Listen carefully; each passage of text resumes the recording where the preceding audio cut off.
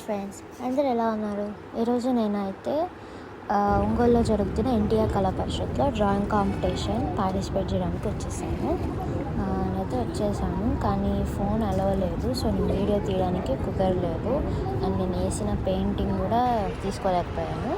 Competition అయ్యాక బయటకు వచ్చేస్తే ఇలాగా చిన్న పిల్లలందరూ క్యూట్గా ట్రెడిషనల్ డ్రెస్లో రెడీ అయ్యి ఉన్నారు. ఏందా అని చూస్తే వాళ్ళదేదో థీమ్తో పార్టిసిపేట్ చేశారనమాట. ఏంటంటే బయట కొన్ని కూరగాయలు, ఫ్రూట్స్ ఇవన్నీ కొనడం కంటే మన ఇంట్లో మన చేత్తోనే ఎలా పెంచుకోవాలి అనే థీమ్ అనమాట. చేశారు కదా, వీళ్ళందరూ మన కల్చర్ని, ట్రెడిషన్ని రిప్రజెంట్ చేయడానికి ఇలా రెడీ అయ్యారు. చాలా క్యూట్గా ఉన్నాయి కదా. ఈ జనరేషన్ పిల్లలకి అసలు వీటి గురించి అసలు ఐడియానే లేదు. కానీ వీళ్ళందరూ వాటి గురించి నేర్చుకొని ఇంకొంతమంది పిల్లలకి ఎక్స్ప్లెయిన్ చేస్తున్నారు.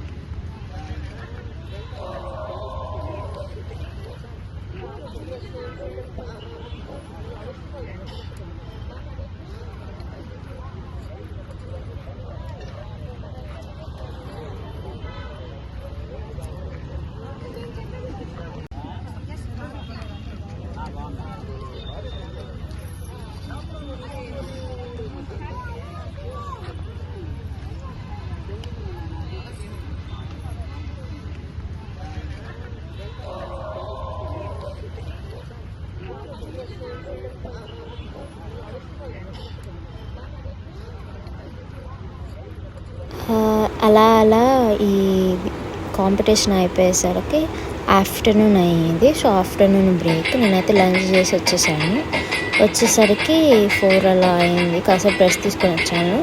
వచ్చేసేగానే ఇక్కడ వీళ్ళు ఇన్స్ట్రుమెంట్స్తో ఇలా మ్యూజిక్ ప్లే చేస్తున్నారు. ఇలాంటివి మన జనరేషన్ వాళ్ళు చూడడం చాలా రేర్.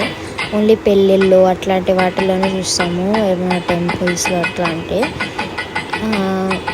ఇప్పుడు మనం కాదు కానీ మన ప్రీవియస్ జనరేషన్ వాళ్ళకి ఇదే ఎంటర్టైన్మెంట్. అండ్ బెస్ట్ పార్ట్ వచ్చేసరికి కోలాటం అంటే కలర్ఫుల్గా ఉంది. అసలు వ్యూ చూసారా ఎంత బాగుందో. చిన్నపిల్లలు అందరూ వచ్చారు. చిన్నపిల్లలు అంటే చాలా చిన్నపిల్లలు. వాళ్ళందరికీ అట్లీస్ట్ తెలిసి కూడా ఉండదు కోలాటం అంటే ఏంది, ఈ నాటకాలు అంటే ఏంది, ఇవన్నీ ఐడియా కూడా ఉండదు. వాళ్ళకనే కాదు, ఈ మన జనరేషన్లో కూడా చాలామందికి ఐడియా ఉండదు. సో ఇలాంటి వాటిని ఎంకరేజ్ చేసి ఇంకా ముందు తరాలకి ఉంచేలా చేయడానికి ఇలాంటి కాంపిటీషన్స్ పెడుతూ ఉంటారు అన్నమాట. ఇలాంటి కాంపిటీషన్స్ పెడుతూ ఉంటే అదనేది అందరికీ తెలుస్తుంది. అండ్ ఆ కళ అనేది ఎప్పటికీ బ్రతికే ఉంటుంది. ఎన్టీఆర్ కళా పరిషత్ వాళ్ళు ఇలాంటి ఆర్ట్స్ని చాలా ఎంకరేజ్ చేస్తారు. వాళ్ళు ఒక్క ఆర్ట్ అని కాదు, ఉన్న ఆర్ట్స్ అన్నిటినీ ఎన్నో ఇయర్స్గా ఇలా ఎంకరేజ్ చేస్తూనే ఉంటారు.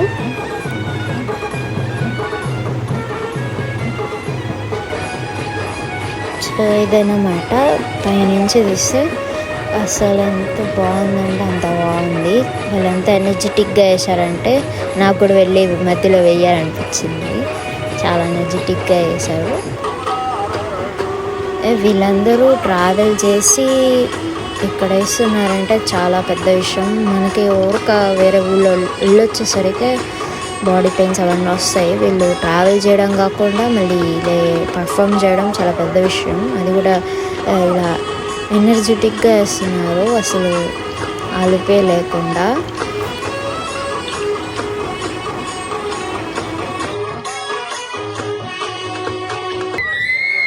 వీళ్ళు స్కూల్ పిల్లలు ఒక స్కిట్ని పర్ఫామ్ చేశారు. చాలా బాగా చేశారు. స్కిట్ అండ్ డ్యాన్స్ని పర్ఫామ్ చేశారు. వీళ్ళ గ్రూప్ మొత్తం వచ్చి ఫోటో దిగుతున్నారు. ధన్యవాదాలు. అదేవిధంగా ఈ కళా పరిషత్ 5 సంవత్సరాల తర్వాత మళ్ళీ పునర్జీవం పోస్తుంది.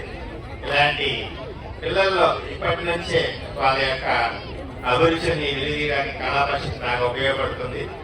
దీనికి ఎదురెడ్డి బాబు గారికి మరొకసారి ధన్యవాదాలు తెలియజేసుకుంటున్నాను. అదేవిధంగా పాఠశాల అధ్యాపకులు మరియు వాళ్ళ మేనేజ్మెంట్ కూడా మరొకసారి ధన్యవాదాలు తెలియజేసుకుంటూ సెలవు తీసుకుంటున్నాను. పిల్లలు చక్కగా చేశారు సార్. ముఖ్యంగా ఒకసారి గారికి ధన్యవాదాలు సార్. వాడు చేసిన ఒక హెల్మెట్ అనేది చాలా ఉపయోగపడుతుంది సార్. చాలా సార్లు చూసాం మనం, మన కోసం ఇంటి దగ్గర ఎదురు చూసేవాళ్ళు చాలా మంది ఉన్నారు. కాబట్టి అది తప్పక ధరించాలి. ఇంకోటి మనుషుల్లో మానవ దృక్పథం రావాలి, మార్పు అనేది రావాలి. ఆర్గాన్ డొనేషన్ అనేది చాలా వరకు చాలా మందికి తెలియదు. అది అనేది మనిషిలో మార్పు అని రాలేదు. మన అవయవాలు ఇంకొకరికి ఉపయోగపడుతున్నాయి అనేది చాలా గొప్ప విషయం. అది వాళ్ళల్లో నేర్పించి జనాల్లోకి తీసుకురావాలనేది ఒక మార్పు సార్. అది ఒకటి చక్కగా చెప్పారు. కంట్లోనే కాసేపు నీళ్లు తిరిగారు అంతవరకు.